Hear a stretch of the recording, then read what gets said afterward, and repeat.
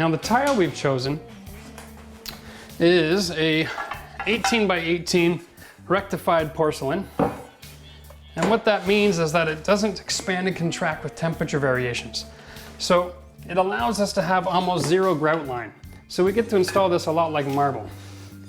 So what we've got is 3 different colors of rectified porcelain. They're all 18 by 18s.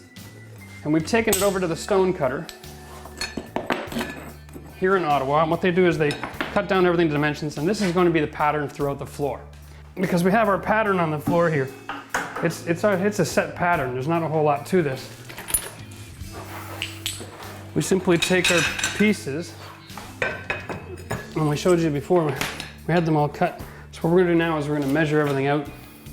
We're hoping that this part of the room here is relatively square, because this will be the one part of the room where we won't have any furniture.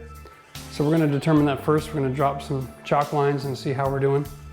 After that, we'll measure off wall to wall and see where the pattern ends.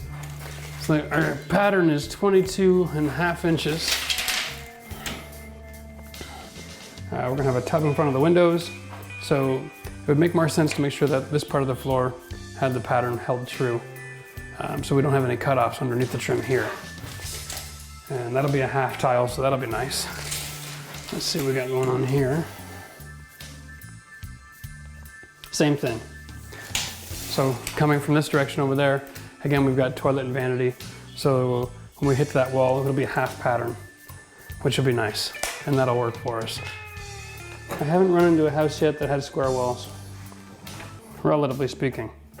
And part of the challenge is because even if you make a square wall, every time you do an outside corner, the corners aren't square anymore because they add metal corners, they add drywall mud. And so there's always a swooping effect on the corners in most houses. But that only accounts for up to 1/8 to 1/4 inch. So that's why we're gonna set a 1/2 inch off the wall. Our trims are 3/4, so that will take care of all those variances.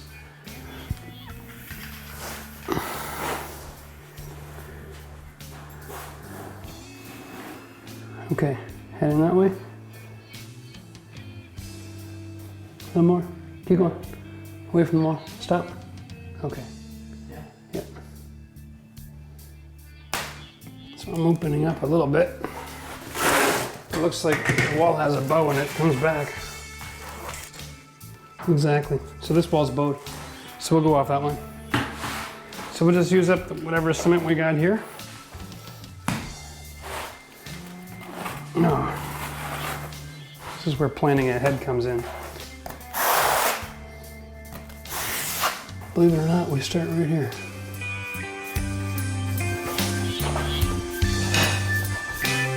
Nice and gentle.